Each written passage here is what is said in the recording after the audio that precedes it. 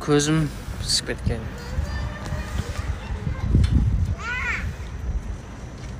Жаным ісірді десең. Ау. Жаман болып тұр көзім. Түніменен ийлады. Эмнеге үйлендім. Үйленбейлі қойбой деп. Таңда да осындай болып. Жашу ушундай кыйын экенин. Такси күтіп отырмыз. Көзден көз түшүп кетип турабы. Бізде бүгін үйде кино театр.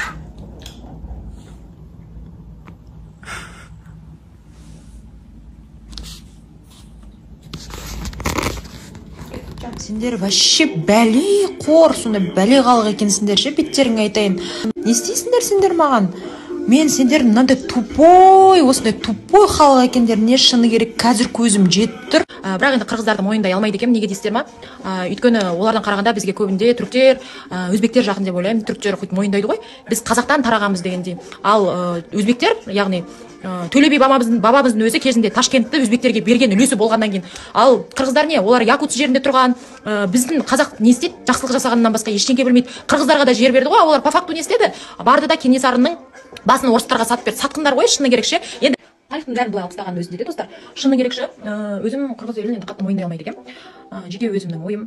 Якутск жерінде тұрып, ілесіп келген адамдар не айтады тағы жазады. В общем, қараңғы халықтың сөзіне бола деп жылап қалмаймын.